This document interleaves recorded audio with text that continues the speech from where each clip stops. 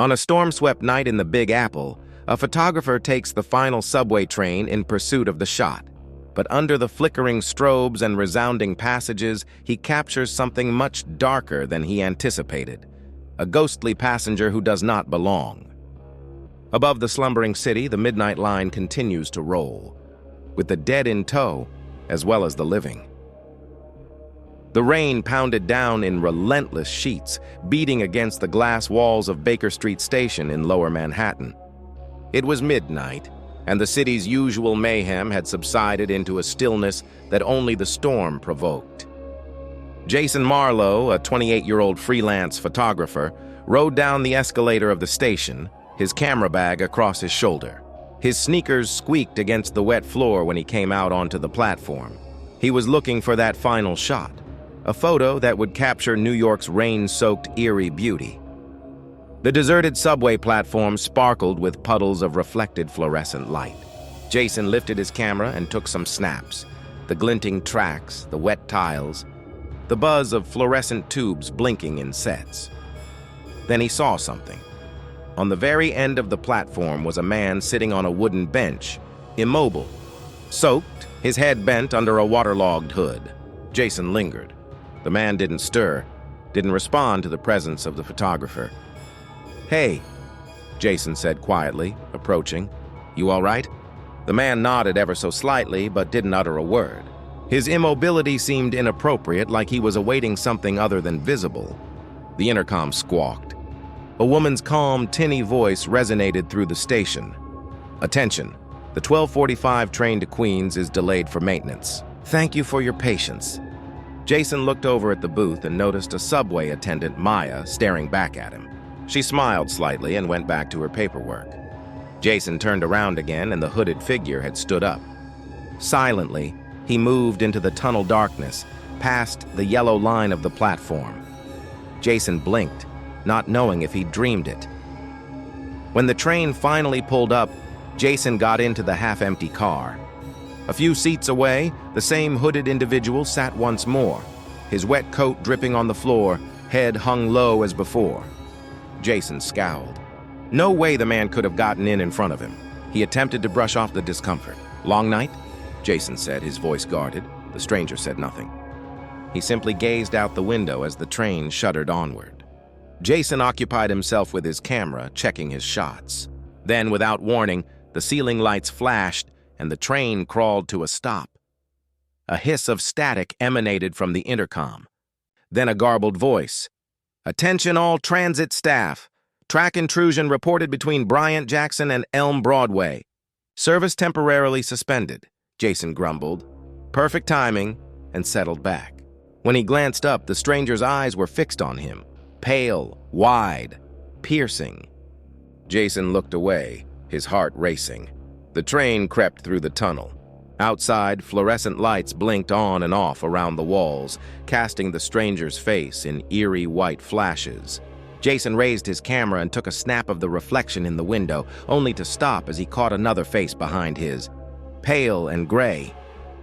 He turned around, but the seat behind him was vacant. The stranger was gone. A surge of fear welled in Jason's chest. He got up, looking around the car. No one moved. No one spoke. Then, with a hiss, all the lights on the car died. The tunnel engulfed everything in black silence. Jason's breathing was fast and shallow. He reached for his flashlight and turned it on, but the beam faltered and went out after a few seconds. In the darkness, he listened to breathing other than his own. Slow, steady, close. The car swerved wildly, bucking Jason onto the floor. A scream was frozen in his throat. Then quiet again. Emergency lights flashed on, casting the car in a faint red light. Jason sat shuddering, clutching his camera. The hooded figure was seated opposite him once more. His face exposed, pale face, gaunt cheeks, dead eyes. Hearing this in a barely audible whisper, the man spoke up. "You shouldn't be here." Jason stiffened. The stranger rose, forming a path to the car door and pressing a hand to it. Suddenly, silently, the door opened, despite the fact that no power appeared to be operating. Cold rain mist and air poured in from the tunnel. The man emerged, disappearing into darkness. The door closed behind him. Moments later, the train jolted and the lights returned to full brightness. Jason's camera dangled from his neck, the last photo still visible on the screen, a flash-captured image of the man, and behind him, something darker. A second face. The train came to a stop at Elm Broadway Station. Jason staggered out onto the platform, shaken. Maya, the subway attendant, approached him. "You look like you've seen a ghost," she said lightly. He got out his camera and showed her the photo. Maya's face grew darker. "That face," she whispered. "You're not the first." Jason's lips dried out. "What do you mean?" "There have been sightings," she told him softly. "A guy taking the last trains of the night. Never says a word. Never departs. Occasionally. People notice prints after he disappears. Wet prints that trail halfway down the platform. They strode down a maintenance hall to locate Marcus, who wore a reflective vest and was busy cleaning equipment. Maya gave him the camera. "You snap this?" Marcus inquired. Jason nodded. Marcus let out a sigh. "Yeah, that's him." "The late rider," Jason scowled. "Who?" "They said he was a maintenance man. Was killed on the rails years ago. Electrocution. They never recovered the body. But every decade or so he returns. The same cowl.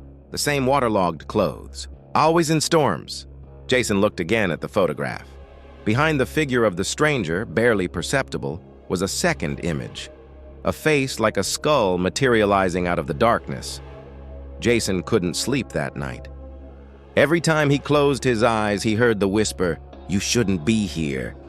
The next evening, unable to resist, he returned to Baker Street Station. The platform was as empty as before, and the same old bench waited under the flickering light. He positioned his camera on a tripod, facing the bench. He waited. Hours went by. At 12:45 a.m., the lights overhead flickered twice. Looking up, he saw a single wet footprint on the bench seat, new, glistening. No one else was around. The train slammed into the station. Heart racing, Jason got on. This time he was alone, or at least he believed that. The car doors shut, trapping him in.